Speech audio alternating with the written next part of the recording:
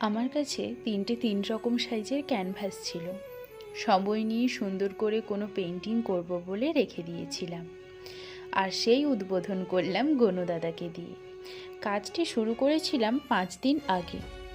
যখন আমি পেন্টিংটা শুরু করেছিলাম আমার মনে একটা ভয় ছিল, পেন্টিংটা কেমন হবে শেষ পর্যন্ত। আমি কি সেই এনার্জি আনতে পারবো যা গনু দাদা ডিজার্ভ করে? আর যখন থেকেই আমি ক্যানভাস ছুঁয়েছি তখন থেকেই মনে হচ্ছিল আমি ঠিকই পারবো, কারণ গনু দাদা তো সঙ্গে আছে, যার প্রত্যেকটি লাইনে ছিল একটা ছন্দ আর প্রত্যেকটি রঙে ছিল একটা কাহিনী।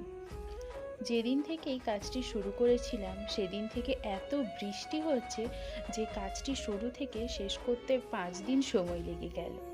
যেহেতু অনেক দিন পর ক্যানভাস পেন্টিং করছি তাই চাইছিলাম একটু সময় নিয়ে ধীরে সুস্থে কাজ করতে, আর গনু দাদাও মনে হয় সেটাই চেয়েছিল, তাই এতদিন বৃষ্টি হলো। আর একটা মজার কথা হলো, যেদিন থেকে আমি এই পেন্টিংটা শুরু করেছি সেদিন রাত্রিবেলা থেকেই একটা ইঁদুরের আসা যাওয়া শুরু হয়েছে।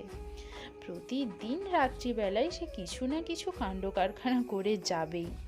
সে যাই হোক, 5 দিন ধরে ধাপে ধাপে কাজটি করার পর শেষ হতে আমার নিজের চোখকেই বিশ্বাস হচ্ছে না যে আমি পেন্টিংটাকে সময়ের মধ্যে সুন্দরভাবে শেষ করতে পেরেছি। আর তোমরাই কমেন্ট বক্সে বলে যেও যে পেন্টিংটা কেমন হয়েছে। গণপতি বাপ্পা মোরেয়া।